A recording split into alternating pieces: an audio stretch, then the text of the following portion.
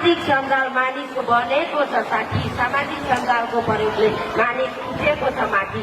धन्यवाद कार्यक्रम सञ्चालकज्यूलाई। यस कार्यक्रमका सभाध्यक्ष महोदय, प्रमुख अतिथि, विशिष्ट अतिथि एवं सम्पूर्ण विद्यालयबाट पाल्नुभएका गुरुवर्ग एवं उपस्थित सम्पूर्ण महानुभाव र मेरा प्रतिस्पर्धी एवं अन्य साथीहरूमा म श्री सिद्ध माध्यमिक विद्यालय कक्षा 9 मा अध्ययनरत छात्र इमान विकको तर्फबाट हार्दिक नमस्कार।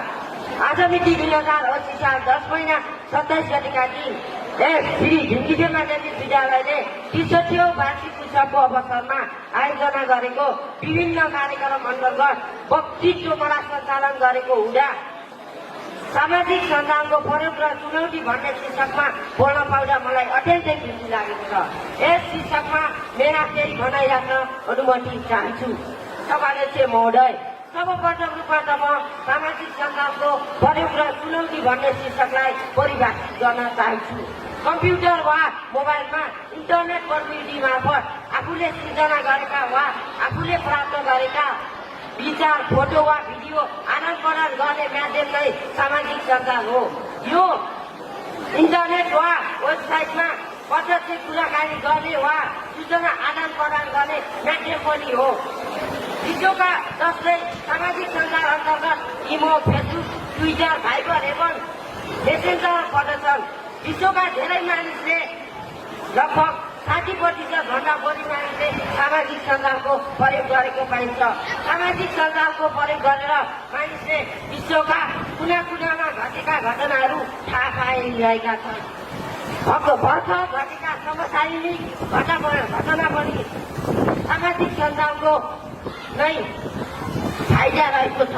सामाजिक सञ्जालले मानिसलाई प्रत्यक्ष कुराकानी गर्न र सूचना आदान प्रदान गर्न सहज बनाएको छ। यसै कुरालाई आधार मानेर मार्क जुकरबर्गले फेसबुकको आविष्कार गरेको हुन्। फेसबुकको आविष्कार गरेपछि विश्वका धेरै मानिसले फेसबुकको सदुपयोग गर्नेका छन् र कोहीले गरेका छैनन्। फेसबुकको सदुपयोग गर्न जान्नेलाई फाइदा रहेको पाइन्छ भने नगर्न नजान्नेलाई बेफाइदा भएको छ। भनिन्छ जान्नेलाई श्रीखण्ड र नजान्नेलाई तुर्पाको बीज भनेझै सामाजिक सञ्जालको प्रयोग गर्न नजान्नेलाई बेफाइदा छ भने सामाजिक सञ्जालको दुरुपयोग गर्नेलाई हानि नोक्सानी वा चुनौती पनि छ। सामाजिक सञ्जालको प्रयोग गर्दा मानिसले विभिन्न सूचना तथा कुराहरू थाहा पाउन सक्छन् र मनोरञ्जन पनि लिन सक्छन्। सामाजिक सञ्जालको प्रयोगबाट विद्यार्थीले आफूले नजानेका, किताबी ज्ञानमा नजानेका कुराहरू सिक्न सक्छन् र बाहिरी कुरा पनि सिक्न सक्छन्। उदाहरणका लागि विद्यार्थीले गणितीय समस्यामा square minus B square proof गर्न आएन भने उसले सामाजिक सञ्जालबाट नै उसले यो समस्या समाधान गर्न सक्छ।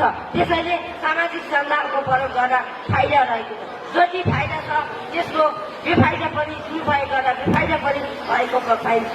सामाजिक सञ्जालको दुरुपयोग गर्दा साइबर अपराध जस्ता विभिन्न कार्यहरू समाजमा घटेका पाइन्छ।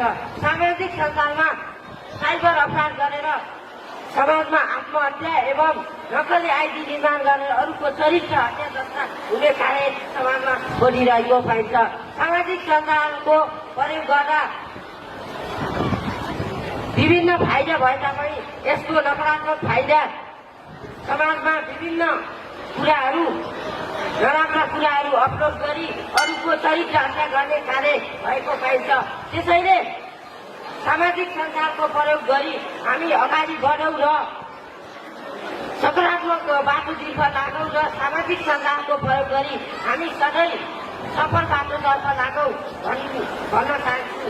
सभापति महोदय, सामाजिक सञ्जालको नकारात्मक प्रयोग गर्दा बेफाइदा छ र चुनौती पनि छ। त्यसैले सामाजिक सञ्जालको सकारात्मक बाटोतर्फ लागौँ र आफ्नो उज्जवल भविष्यको कामना गर्दै सफलताको बाटोतर्फ लागौँ भन्दै मेरा यही 2-4 शब्द यही टुङ्ग्याउन चाहन्छु। धन्यवाद।